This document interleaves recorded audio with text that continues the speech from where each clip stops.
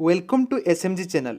First time visit किया तो channel को सब्सक्राइब कर लेना एंड रेगुलर नोटिफिकेशन पाने के लिए सब्सक्राइब बटन के बगल में घंटी को दबा देना। तो चलिए दोस्तों, इस वीडियो को स्टार्ट कर लेते हैं। आज हम कंपनी का पी रेशियो के ऊपर जानेंगे, how to evaluate P ratio.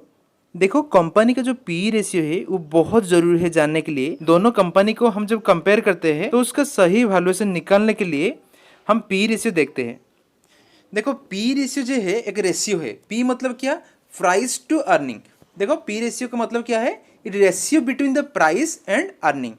That means क्या है? Current market price by earning per share, मतलब ईपीएस। तो करेंट मार्केट प्राइस से ईपीएस को डिवाइड करने से कंपनी का पी निकलता है। उसके बाद देखेंगे ईपीएस कैसे निकलते हैं। देखो, ईपीएस क्या है? EPS total profit by number of the outstanding share. तो कंपनी का टोटल प्रॉफिट क्या है? मतलब आफ्टर टैक्स जो प्रॉफिट आता है कंपनी का, उसमें डिवाइड करना है नंबर ऑफ आउटस्टैंडिंग शेयर। तो ये हमको क्या बोलता है? देखो, it's tells us market price और share price how much times of earning.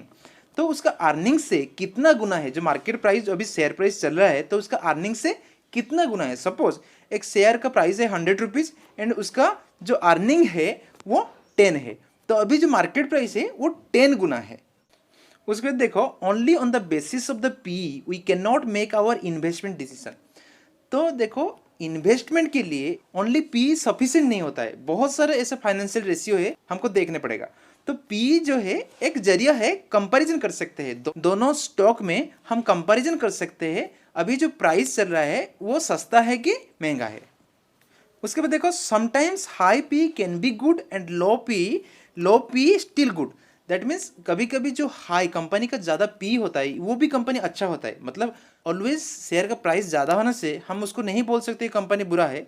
तो हाई पी भी अच्छा है एंड लो पी भी क्या अच्छा नहीं है। उसके बारे में डिटेल समझेंगे with examples. First we all about to see how the business is running by the companies. तो पहले देखो, पी हाई क्यों है और पी लो क्यों है, तो उसको समझना चाहिए। देख, कंपनी का जो बिजनेस मॉडल है वो कैसा है। नेक्स्ट देखो, always compare P of the same industry stock. मतलब हम दोनों स्टॉक में जब कंपेयर करेंगे, वो दोनों stock must be from the same industry. Suppose HDFC and Kotak में हम कंपेयर करेंगे, क्योंकि HDFC Kotak both banking industry से आते हैं। मतलब आप जब भी स्टॉक को कंपेयर करोगे वो सेम इंडस्ट्री से होना चाहिए। जैसे कि आईटी कंपनी हो, बैंकिंग कंपनी, आईटी कंपनी हो, तो देखो कैसे आप टीसीएस को कंपेयर करो, किससे? इन्फोसिस से कंपेयर कर पाओगे। आप टीसीएस को एचडीएफसी बैंक से कंपेयर नहीं कर पाओगे, क्योंकि एचडीएफसी बैंकिंग इंडस्ट्री से है एंड टीसीएस आईटी इंडस्ट्री से है। अभी कुछ कंपनी का जो पी देखते हैं। देखो, लेट्स से कंपनी एक्स का ईपीएस कितना है? 10 है। प्राइस कितना है? 100 है। उसका पी कितना है? ईपीएस, उसका पी कितना है? Price divide by EPS 20। And second company देखो, कंपनी वाई का ईपीएस कितना है? 5 है। प्राइस कितना है? 250 एंड उसका पी कितना आया? 50। तो देखो, इंडस्ट्री का एवरेज पी कितना है? 30। तो अभी बोलो, कंपनी एक्स एंड वाई कौन महंगा है? देखो, इंडस्ट्री पी है 30, जो कंपनी पहले वाला कंपनी एक्स का पी कितना था? 20। तो दैट मीन्स मतलब इंडस्ट्री पी से कंपनी एक्स जो है कम है। उसके बाद देखो, कंपनी वाई कितना है? कंपनी वाई का जो पी है वो 50 है। मतलब इंडस्ट्री पी से कंपनी वाई महंगा है। तो हम बोल सकते हैं company X is cheaper from company Y. मतलब कंपनी एक्स सस्ता है वाई से। अभी बहुत सारे केसेस देखेंगे, कंपनी का जो पी ज़्यादा क्यों हो रहा है और लो क्यों हो रहा है। तो कौन सा पी अच्छा है और कौन सा पी बुरा है। देखो, सपोज कंपनी ए है, उसका ईपीएस क्या है? 5 है। प्राइस क्या है? 100 है। उसका पी कितना आया? 20। तो ये फर्स्ट साल में, जो फर्स्ट ईयर में कंपनी का जो पी कितना आया? 20। सेकेंड ईयर में देखो, ईपीएस 6 है, प्राइस है 120 एंड पी कितना आया? 20, सेम आया। थर्ड ईयर में देखो, ईपीएस 7 है, प्राइस कितना है? 140 है एंड पी कितना आया? 20। दैट मीन्स एवरी ईयर जो पी कितना है? कांस्टेंट हो रहा है। मतलब पी में कोई बढ़ोतरी नहीं है। देखो, प्राइस इंक्रीज हो रहा है। देखो, प्राइस 100, उसके बाद 120, उसके बाद 140। दैट मीन्स ईयरली 20% के आसपास जंप हो रहा है। तो ये जो कंपनी है, ये कंपनी एवरेज रिटर्न दे रहा है। मतलब ईयरली 20% का सीएजीआर से रिटर्न दे रहा है। तो ये फ्यूचर में ज़्यादा अच्छा नहीं हो सकता है। मतलब ये कंपनी इतना ज़्यादा कंपाउंडिंग नहीं कर सकता है। तो ये कंपनी एवरेज रिटर्न प्रोवाइड कर रहा है। सेकंड केस देखो, केस 2 में एक कंपनी बी है, उसका फर्स्ट ईयर देखो, फर्स्ट ईयर में ईपीएस कितना था, ईपीएस है 10, प्राइस कितना है 200, उसका पी कितना है 20। सेकंड ईयर में देखो उसका ईपीएस था 8, प्राइस है 96 एंड पी कितना आया 12। उसके बाद देखो थर्ड ईयर में क्या आया, ईपीएस 5 है, प्राइस 50 एंड पी कितना आया, डिवाइड करने से 10 आ रहा है।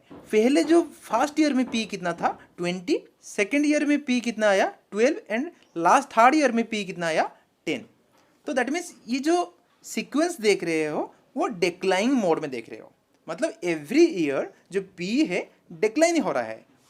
तो ये कंपनी जो है वो नेगेटिव रिटर्न प्रोवाइड कर रहा है। तो जनरली हम देखते हैं जो पीएसयू बैंक है, तो पहले 5-6 साल से पहले वो 500 400 था, अभी कितना है 100, मतलब उनके एवरी ईयर पी डिक्लाइन में चल रहा है। तो ये कंपनी के लिए एक नेगेटिव ग्रोथ है। नेक्स्ट देखते हैं जो पॉजिटिव केसेस होता है। देखो कंपनी का सपोज फर्स्ट ईयर में कंपनी का एक कंपनी है, उसका जो ईपीएस कितना है 5 है, सेकंड करंट प्राइस कितना चल रहा है 100 है, उसका पी कितना है 20। देखो सेकंड ईयर में क्या है, उसका पी कितना है 30 एंड थर्ड ईयर में देखो ईपीएस 20, प्राइस 1000, पी कितना है 50, मतलब कंटिन्यूसली क्या है ग्रोथ है। पहले साल में पी कितना था 20, देन 30, देन 50। प्राइस में भी देखो 100 था, उसके बाद 300, उसके बाद 1000 एंड देखो ईपीएस भी बढ़ रहा है। तो ईपीएस प्राइस पी तीनों के तीनों ज़्यादा हो रहे हैं। तो ये कंपनी आगे ज़्यादा कंपाउंडिंग कर सकता है। ये कंपनी पहले साल में 100 था, उसके बाद 300, नेक्स्ट साल में 1000। तो इतना ज़्यादा क्यों भाग रहे हैं, पहले उसका रीजन देखना पड़ेगा। जो पब्लिक इतना पी को डिमांड दे रहे हैं तो क्यों दे रहे हैं। देखो पहले ये कंपनी का कोई भी कंपटीशन नहीं है, मतलब ये कंपनी मोनोपोली हो सकता है। मोनोपोली होने से उसका पी शायद बहुत ज़्यादा रहता है। जैसे कि देखो पीडीलाइट इंडस्ट्री का कोई भी कंपटीटर इतना ज़्यादा नहीं होता है, उसका जो प्रोडक्ट होता है वो यूनिक होता है। तो कभी कभी आपको एक स्टॉक का हाई पी में भी बाई करना है। Thanks दोस्तों for watching this video. It's all about the concept of PE. If you finding interesting this video, please like, share, subscribe the channel.